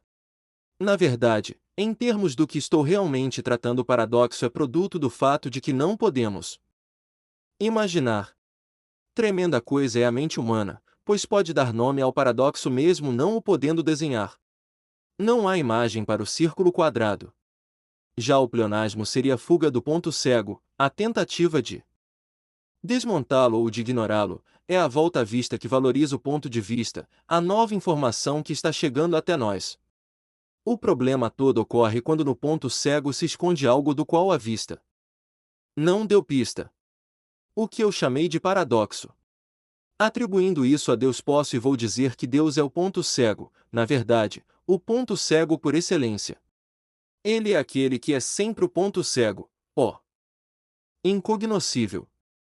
Ele é o ponto cego que se tenta preencher através da vista. O problema de Deus é quando o ponto cego se desloca sem que nós nos desloquemos, ou seja, quando algo que não acontece. Acontece, o paradoxo.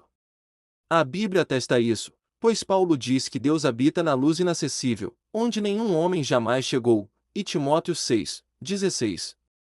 Para entendermos este texto basta tirar dele os conteúdos da visão de mundo no qual Paulo estava inserido e ao qual ele se dirige, as visões judaica e helênica do mundo, ou seja, tire a palavra luz que está ali como elemento intensificador da ideia de sublimidade para as pessoas daquela época e cultura.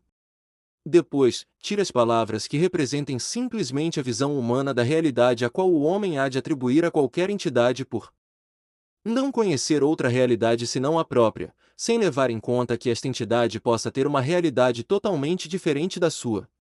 Ou seja, tire do texto as palavras habitar, homem. Após termos desnudado o texto, chegamos ao epíteto divino, Deus inacessível. Daí, supomos que esse Deus é inacessível ao homem, e isso é tanto física quanto intelectualmente, não pode ser conhecido nem compreendido. O que fizemos aqui foi ignorar a vista que dá valor ao ponto de vista, ou seja, a visão das grandezas deste mundo que Paulo conhecia e encarar Deus como ele realmente é, como aquilo que não conhecemos e nem podemos conhecer totalmente. Podemos dizer também que as outras pessoas são pontos cegos, o outro é o ponto cego para meu eu, para o meu ponto de vista. Aplicando isso em nossos relacionamentos, devemos entender que para manter um relacionamento eu preciso abandonar o meu ponto de vista sempre a fim de desvendar o ponto cego. Há sempre alguma coisa em relação ao outro que eu não sei, mas baseado na minha visão da vida, ou melhor, de mim mesmo, deduzo sobre o que não sei e corro o risco de errar com pessoas que amo e que me amam. O eu é o ponto de vista e o outro é o ponto cego. Não posso ficar fixo no ponto de vista, não posso me ater ao que eu acho que eu sei. Uma vez que algo me diga, o ponto cego, que talvez eu não saiba. Eu sou o ponto de vista, em termos disso, Deus então se torna o ponto cego.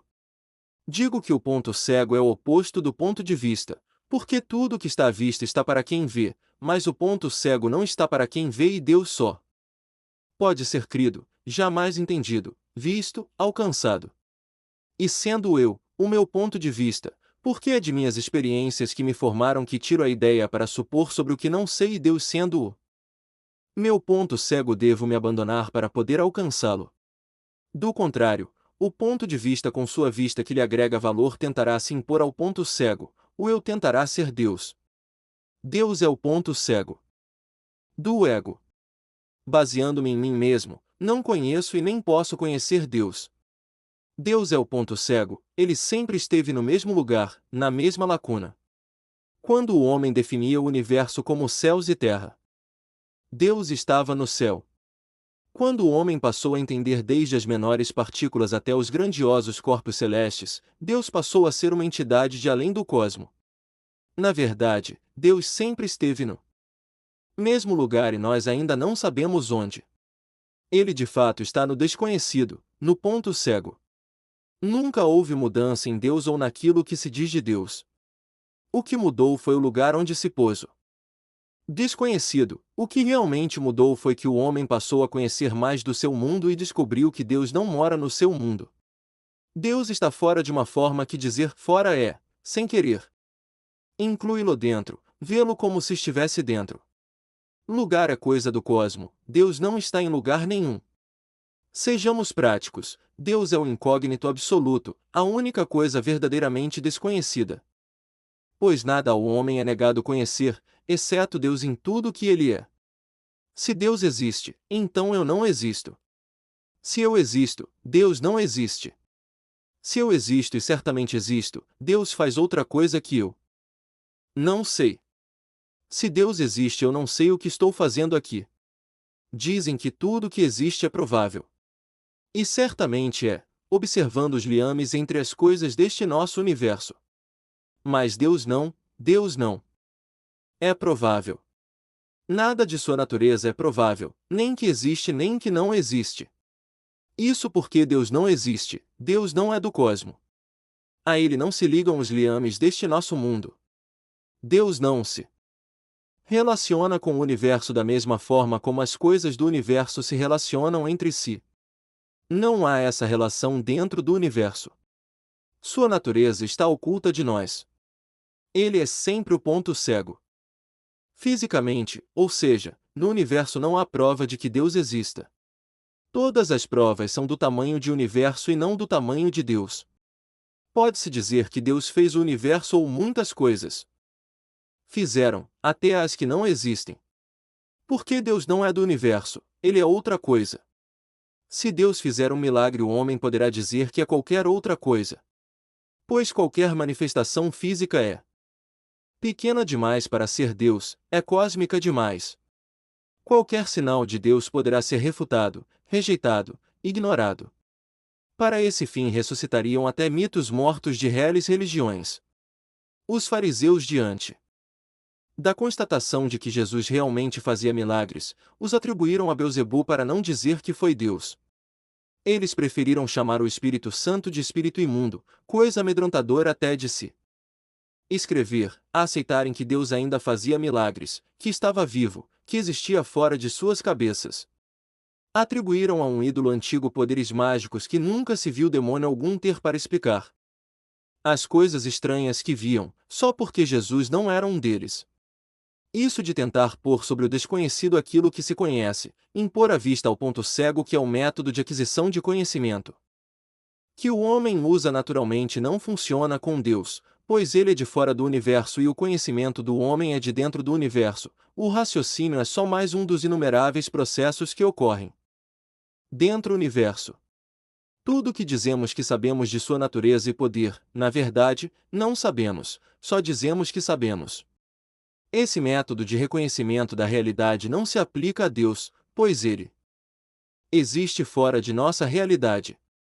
Isso faz com que o homem possa dominar as coisas, mas Deus não é domínio do homem. A grande verdade é que não sabemos e nem podemos saber o que é onipotência.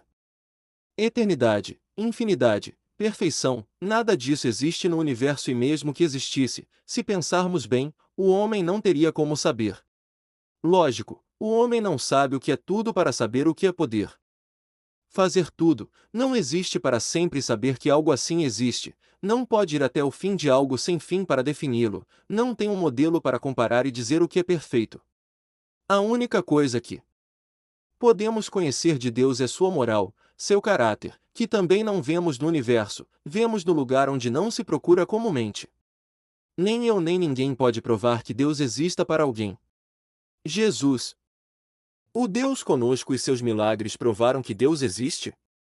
Não, para os fariseus ele provou que Beelzebu existia, praticamente disseram que um outro Deus, este Beelzebu, que não era outro senão aquele Baal numa de suas muitas formas, era real, era Deus de fato.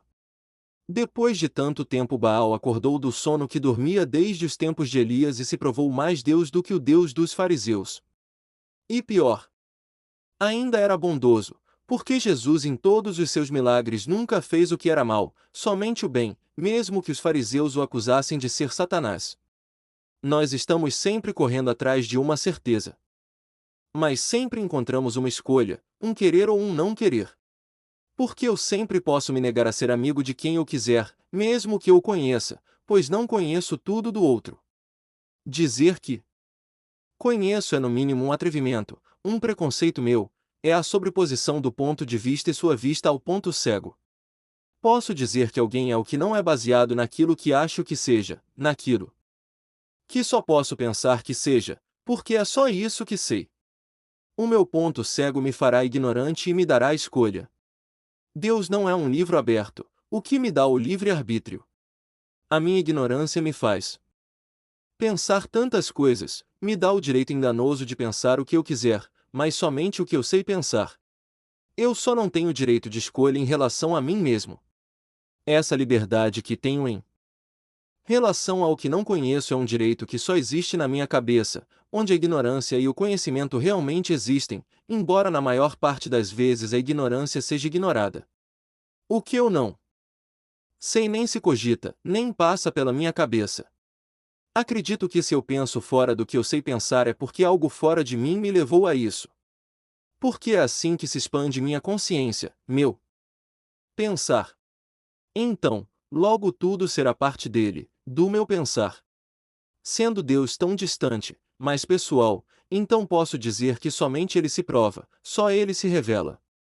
A verdade elucida a si mesma, só a pessoa deixa rastros seus. Só eu sei que sou, se sou, eu sou a única coisa da qual tenho certeza. Parece que só eu importo para mim. Se alguém quiser ser para mim terá que se revelar. Mas sem romper o eu. A escolha, senão eu deixo de ser, do contrário não sou mais. Se não sou eu que escolho, não sou mais eu. Este ser não pode ser tudo, nem todo conhecido, pois se for por mim totalmente conhecido é igual ou menor que eu. Vejam isso, o universo está todo diante de mim e não posso me negar a ele, não posso escolher outro, porque ele é todo meu, inferior a mim e é tão conhecível para mim que me parece ser tudo em mim, todo meu. Para que eu não fique preso à imposição do universo, querendo ser tudo em mim, tem que se manifestar algo que domine o universo, que seja superior a ele e que me domine, pois se for menor ou igual ao cosmos será meu domínio. Ele tem que fazer algo diferente no universo, diferente daquilo que o universo já faz mostrando que domina sobre o universo e sobre mim. Mesmo. Ele tem que ser mais que eu, não pode ser todo conhecido por mim para não ser meu dominado. Tem que ter pontos cegos para que eu possa querer, escolher. Não pode ser todo meu, sem me pedir. Para ser. Senão eu vou achar que é meu domínio. Eu sei tudo dessas pedras e elas pouco me importam. Eu as lanço para lá e as empurro para cá. Isso porque eu sei tudo o que preciso saber, sei. Seu peso e seu tamanho, sua importância para mim. Eu as domino só porque as conheço. Elas são minhas, para ignorá-las ou lançá-las, elas não me pedirão para serem minhas. Ele não pode em tudo ser. Para mim, do contrário, não me dominará. Eu sou todo dele, mas ele não é todo meu. Eu sou domínio seu, sou seu reino. Só posso provar para os outros que Deus exista de uma única forma, pegando um objeto e o chamando de Deus. Este é o princípio da idolatria. E não vai ser difícil provar que este objeto não é Deus, a menos que se diga que Deus é só isso, como fazem os orientais panteístas. Na verdade, manter Deus preso a alguma coisa será muito útil ao homem pecador. Isso faz Deus domínio do homem, objeto da cobiça do homem, com o qual uns homens se farão superiores a outros. A certeza da existência de Deus vem do relacionamento pessoal e creio que a incerteza também seja assim. A fé e as fugas de Deus vêm do mesmo lugar, da mesma relação boa ou má com Deus. Tudo isso vem do mesmo lugar, da minha, e só minha boa, ou má relação com aquilo que eu sei de Deus, ou melhor, com o que penso que seja Deus ou de Deus. Não há comprovação da existência de Deus. Eu provo de sua existência, mas não passo adiante. Isso ocorre, porque ele não é existência para mim, não é coisa do meu mundo. A única prova da existência de Deus está na relação pessoal com ele, a única relação na qual o eu, isto é, o ponto de vista se rende à relação pessoal, o outro é o ponto cego do eu que para alcançá-lo terá que sair de si. Para se relacionar bem com as pessoas é necessário fazer concessões, omitir-se, confiar, não suspeitar. Na relação pessoal com Deus não há beijo, abraço ou afago, só confiança, fé, que na verdade, são o que de fato possibilita toda a relação pessoal. Ninguém sabe de fato o que o outro pensa, o que está pensando. Ninguém se casa porque sabe que é amado, acredita, confia que seja. A única coisa que me prova que Deus existe, me ama e quer me salvar. É esta minha relação pessoal com Ele. É minha confiança correspondida, a reação dele à minha fé. Eu saio do meu ponto de vista, de mim mesmo, em direção ao ponto cego, a Ele. Isso é o meu eu-se rendendo. Quando alguém se casa, casa confiando que é amado daquela com quem está se casando. Ele está se rendendo a ela, rendendo-se àquilo que não sabe, seu ponto cego, ela, a noiva. Na verdade, a confiança, a fé, são a única forma de relacionamento pessoal. E com Deus é assim, até muito mais, porque não há presença física, deve-se que crer. A relação pessoal sem a física, ou seja, sem a possibilidade do engano do físico, do ponto de vista e sua vista, é confiança, fé. Por isso sem fé é impossível agradar a Deus, Hebreus 11, 6. Não há presença física na relação com Deus, mas na relação com os outros é enganoso pensar que a presença física prove alguma coisa. São as respostas à confiança que define tudo. Deus é o ponto cego, o desconhecido, a ele é necessário ir confiante. Com fé. É necessário despojar-se de seu ponto de vista para então encontrá-lo. A confiança, a fé, na verdade é a única comunhão que existe entre as pessoas. O que mantém os relacionamentos não é o que se sabe simplesmente, pois o que se sabe muda, e já não se sabe mais, já não se sabe se realmente sabe. O que sobra sou eu e minha decisão por amar, só eu sei que tenho certeza ou acho que tenho. Só eu decido. E, portanto, tudo parte daí, do eu. Existe algo além de Deus? Sim, existe. Mas, entendamos uma coisa, que o além é coisa do universo. Aqui, há sempre uma coisa além de outra e do cosmo, o além é Deus. Embora saibamos que se o além é uma noção, não sabemos o que Deus do cosmo é, não sabemos como funciona a relação entre o cosmo e Deus, não há aqui, no cosmo, modelo perfeito disso. Essa é a regra do cosmo. A regra que o universo segue e ninguém poderá dizer que o universo não siga sua própria regra. Há algo além do cosmo e daquele que é além do cosmo? Sim, há o cosmo, ou seja, nós. Sim, o além do cosmo do qual temos alguma certeza somos nós mesmos, porque, por mais que digamos que não somos além do cosmo, mas somente parte dele como todas as outras coisas. Disso não temos certeza, apenas é o que repetimos incansavelmente até que nos achamos corretos em dizer, enganando a nós mesmos como qualquer crente em qualquer coisa errada faz. O eu é, para si, mesmo além do cosmo. E voltamos ao eu. Pois, o que eu tenho para escolher quando me recuso a Deus? Qual é a única opção a Deus? Conclusão. Eu propus 3 palavras que vão, na verdade, sem que eu quisesse realmente nortear todo esse estudo. Quando percebi, tudo tinha alguma relação com parábola, pleonasmo e paradoxo. Não quero que o leitor fique tentando se ater ao que estas palavras signifiquem no dicionário, mas ao que eu quis dizer com elas, embora eu não pense que haja algum obstáculo quanto a isso. Pense na parábola como aquela figura gráfica que de fato ela representa, uma linha curva finita, no pleonasmo como uma elipse, isto é, 2 parábolas sobrepostas uma à outra em posições opostas, trazendo de volta a informação, 2 linhas curvas finitas que se encontram, formando um círculo oval, uma elipse. Já o paradoxo é quando a linha não volta, quando as 2 parábolas não se acoplam, não formam uma elipse completa. Se alguém que nunca tenha visto gelo na vida ouvir que a água pode ser dura, sólida, mesmo que este último não se recuse a aceitar a ideia, ele terá dificuldade de assimilar a ideia, de lidar diretamente com essa nova ideia, de imaginá-la. Ele não terá uma imagem para o que está tentando imaginar. Aí há uma parábola, mas não há uma elipse. Posso dizer que a parábola só ocorre na mente do emissor.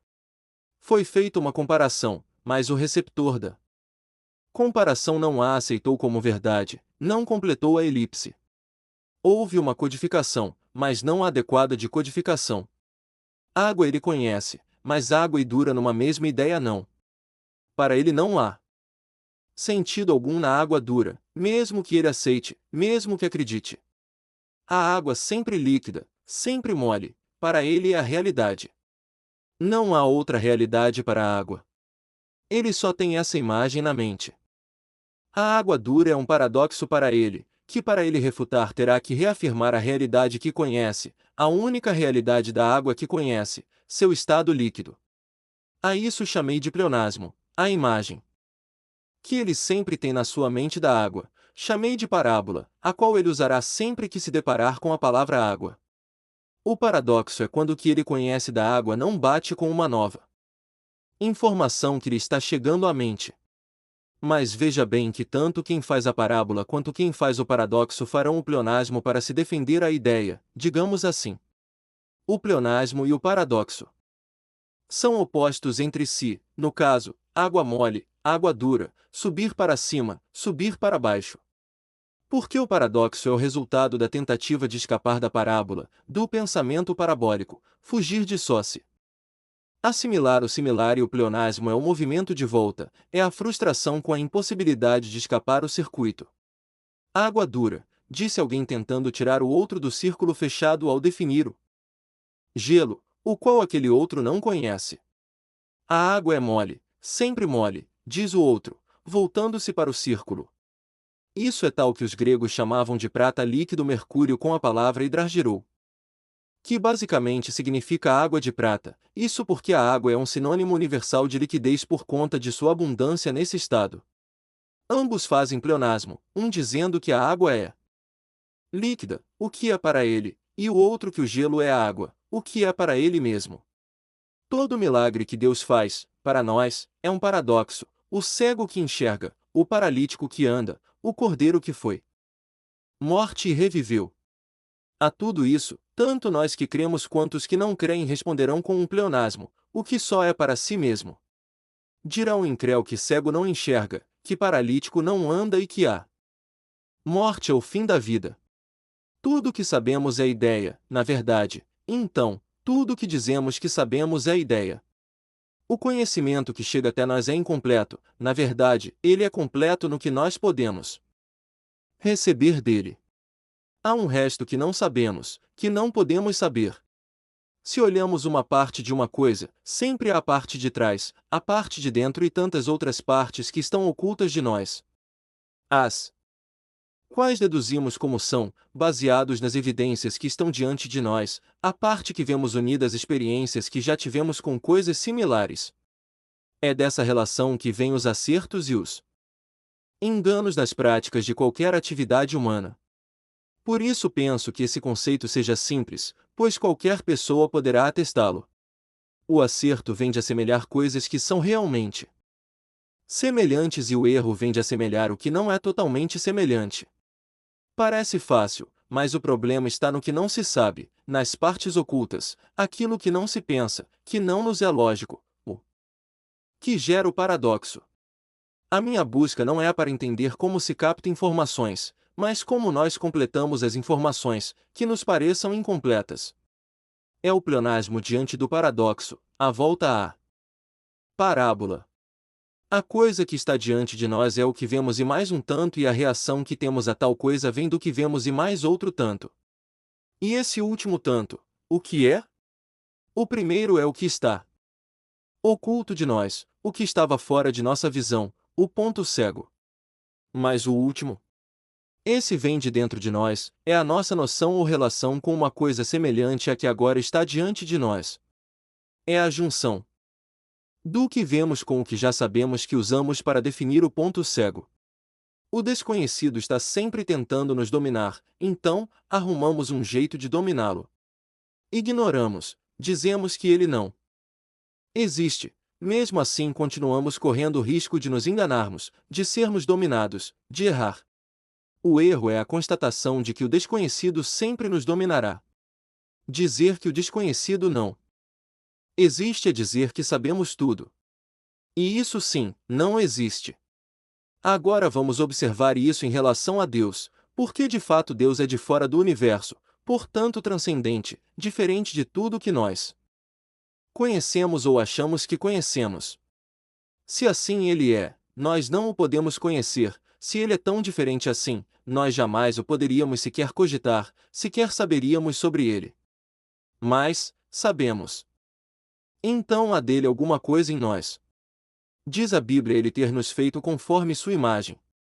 Sabemos que ele existe, porque existe algo dele em nós, não algo que nos faça sermos parte dele, mas algo que nos fará conhecê-lo. Há algo em Deus parecido conosco, mas não temos como entender essas coisas, essa semelhança e essa diferença. Sabemos que ali existe semelhança e a diferença fica por conta simplesmente do fato de sabermos que ele não é desse nosso universo. Portanto, Deus vai ser sempre paradoxal para nós, mas para aqueles que buscarem se relacionar com ele, fazendo uso da semelhança. Ele será um amigo, porque é assim que chamamos as pessoas com as quais nos relacionamos bem. O que sabemos de Deus? Amor e justiça, é só isso. Acho que todo esse capítulo seja somente mesmo para dizer que não dá para conhecer Deus, que nós não temos conhecimento suficiente para dizer que o conhecemos como temos a liberdade de dizê-lo em relação às coisas das quais nos gabamos dizendo que sabemos. Nossa física quer ter uma relação física com a natureza de Deus, que não é física, mas espiritual, e isso é o que nós não sabemos, nosso limite. Queremos ver, sentir, tocar, porém ele vem chegando a uma velocidade que não nos enlouquece nem nos faz parecer loucos aqueles que não veem, aqueles para quem ele ainda não veio. Devemos parar com esse devaneio. Temos que nos focar no relacionamento com Deus, acredite, pois falo como alguém com experiência, todo o resto é prescindível.